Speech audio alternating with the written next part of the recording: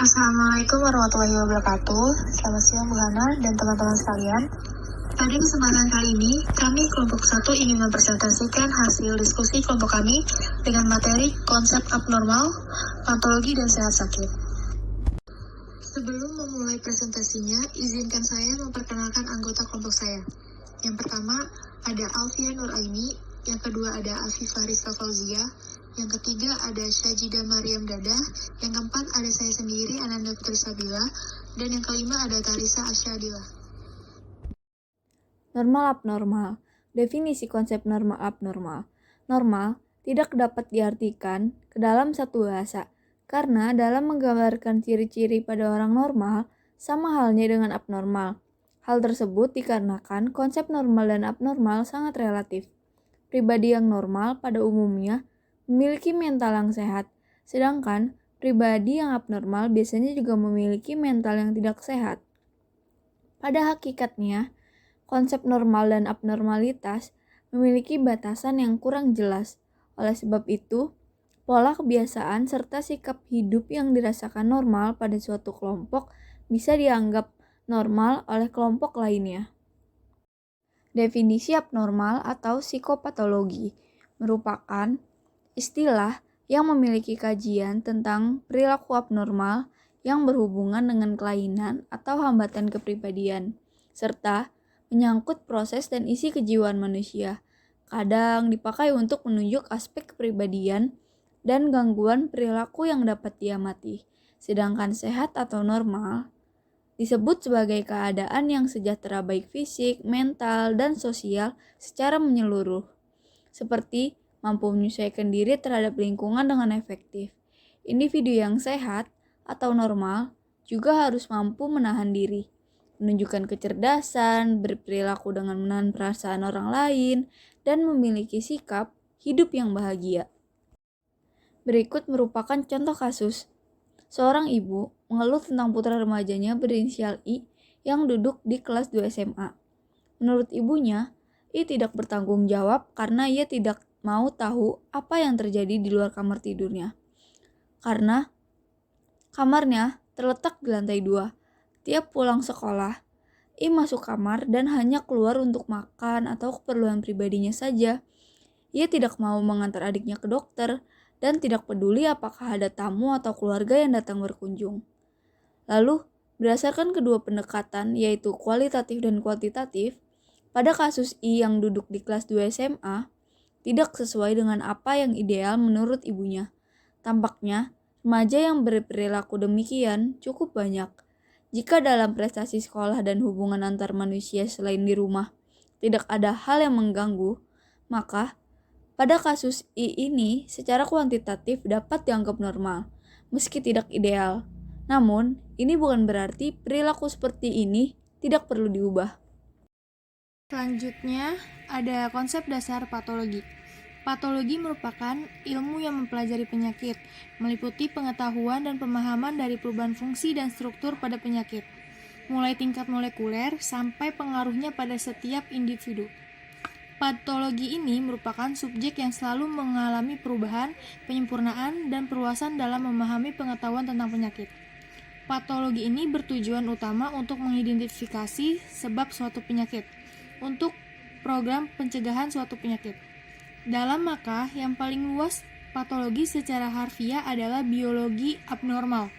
Studi mengenai proses-proses biologik yang tidak sesuai atau studi mengenai individu yang sakit atau yang terganggu. Dalam konteks kedokteran manusia, patologi tidak hanya merupakan ilmu dasar atau teoretik, tetapi juga merupakan spesialis kedokteran klinis. Yang selanjutnya ada pembagian patologi. Bidang patologi terdiri atas patologi anatomi dan patologi klinik. Perbedaannya, patologi anatomi yaitu membuat kajian dengan mengkaji organ, sedangkan patologi klinik ini mengkaji tentang perubahan fungsi tubuh yang dapat dideteksi melalui hasil laboratorium dan melalui cairan tubuh. Nah, patologi anatomi ini memiliki beberapa cabang ilmu. Di antaranya ada histopatologi, yaitu menemukan dan mendiagnosa penyakit dari hasil pemeriksaan jaringan. Yang kedua itu ada sitopatologi, yaitu menemukan dan mendiagnosis penyakit dari hasil pemeriksaan sel tubuh yang dapat diambil. Dan yang terakhir itu ada patologi forensik. Lalu, apakah penyakit itu? Penyakit adalah suatu kondisi di mana terdapat keadaan tubuh yang abnormal yang menyebabkan hilangnya kondisi normal yang sehat, ditandai secara spesifik oleh gambaran yang jelas, atau sebab, tanda, dan gejala perubahan morfologi dan fungsi, dan sebagainya. Kemudian, pada suatu gangguan kepribadian sebenarnya memiliki siklus yang berbeda-beda berdasarkan jenis gangguan yang dialaminya. Namun, secara umum, proses terjadinya psikopatologi dapat dilihat dari beberapa indikator sebagai berikut. 1. Perkembangannya mengalami penurunan. 2. Perilaku yang tidak sesuai dengan situasi dan kondisi. 3. Proses aktualisasi diri yang tidak berjalan sebagaimana mestinya. 4. Tidak memiliki perlawanan pada saat mengalami stres. 5. Kepemilikan persepsi yang tidak realistik dan tidak akurat. 6. Tidak mampu beradaptasi dengan baik terhadap lingkungannya. Selanjutnya, terdapat penjelasan tentang penyebab bagaimana munculnya psikopatologi melalui pendekatan integratif. 1. Biologis, berasal dari faktor genetik yang berupa kelainan fungsi neurotransmitter, kerusakan otak, dan sistem syaraf. 2. Psikologis, terdapat beberapa model diantaranya psikodinamika, behavioral, kognitif, dan humanistik. Yang ketiga, sosiokultural, yang dipengaruhi oleh kelompok etnis, gender, dan status sosial dalam suatu lingkungan. 4. Biopsikososial, adanya diatesis stres berdasarkan predisposisi yang diwariskan beserta stresor lingkungan yang penanganannya melalui pendekatan-pendekatan psikoterapi. Konsep sehat dan sakit. Yang pertama, konsep sehat. Pepatah terkenal mengatakan mens sana in corpore sano, yang artinya di dalam tubuh yang sehat terdapat jiwa yang kuat. Sehat adalah keadaan tubuh yang normal baik jasmani, rohani, dan sosial, tidak terbatas dari suatu penyakit dan ketidakmampuan atau kecacatan. Menurut WHO, Undang-Undang Nomor 36 Tahun 2009, yang dimaksud dengan kesehatan yaitu di mana kondisi baik secara fisik, mental, spiritual, maupun sosial, di mana setiap orang mampu hidup produktif, baik sosialnya maupun ekonominya. Dan ada juga pandangan bahwa keyakinan sehat bergantung dari persepsi seseorang akan dirinya sendiri. Berbicara tentang sehat yang berkaitan dengan kesehatan manusia, melibatkan dua aspek, yaitu aspek psikologi dan aspek psikososial. 6 parameter kesehatan menurut John Wayne. Yang pertama ada fungsi fisik, menyangkut ada atau tidaknya keterbatasan fisik yang dialami. Yang kedua, kesehatan mental, berhubungan dengan perasaan nyaman dan mampu mengontrol emosinya sendiri, dan tidak dijumpai dengan perasaan-perasaan negatif yang mengganggu. Yang ketiga, social well-being, dapat menikmati hubungan interpersonal dengan orang lain secara aktif. Yang keempat, fungsi peran, tidak mengalami hambatan berhubungan dengan aktivitas sehari-hari, baik di sekolah, lingkungan sosial maupun tempat kerja. Yang kelima, persepsi umum, berkaitan tentang kesehatan, pandangan diri sendiri tentang kesehatan pribadi. Yang keenam, sistem-sistem, tidak dijumpai sistem-sistem psikologis, maupun psikologi yang mengganggu diri sendiri atau orang lain. Definisi sehat menurut WHO. Pertama, merefleksikan perhatian pada manusia. Yang kedua, sehat dari sudut pandang lingkungan dari dalam dan luar. Yang ketiga, pemaknaan sehat sebagai pola hidup aktif, berkarya, dan berproduksi. Kata penyakit dan sakit adalah dua kondisi yang berbeda, namun penggunaannya sering tertukar.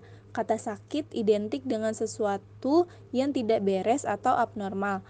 Perlu kita bedakan antara orang yang sakit gangguan fisiologis atau tubuh dengan orang yang bermasalah. Ada dua jenis penyakit, yaitu kronis dan tidak kronis. Dikatakan kronis bila gangguan kesehatan berlangsung lama. Dari sini dapat disimpulkan bahwa sakit adalah suatu kondisi tidak nyaman, adanya ketidaknormalan atau gangguan pada sistem metabolisme tubuh, gangguan pada pola pikir yang berkaitan dengan psikologi seseorang, sehingga akan berpengaruh pada terganggunya proses menjalani kehidupannya. Selanjutnya ada konsep sehat sakit dalam perspektif psikologi. Ada 3 istilah yang digunakan untuk menggambarkan diri seseorang, yaitu health, disease, illness, atau sickness. Health sendiri mengacu pada kondisi di mana seseorang tidak mengalami illness ataupun sickness, disease atau penyakit yang memiliki diagnosis yang jelas seperti kanker, tuberkulosis, diabetes, penyumbatan pembuluh jantung, dan lain-lain. Yang terakhir ada illness ataupun sickness yang merupakan penghayatan pribadi dan bisa juga merupakan peranata sosial mengenai terganggu atau tidaknya seseorang.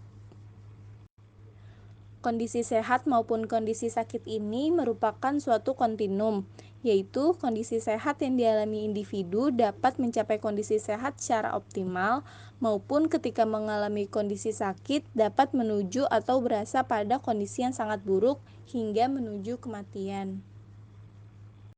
Sekian presentasi dari kelompok kami, kurang lebihnya mohon maaf. Assalamualaikum warahmatullahi wabarakatuh.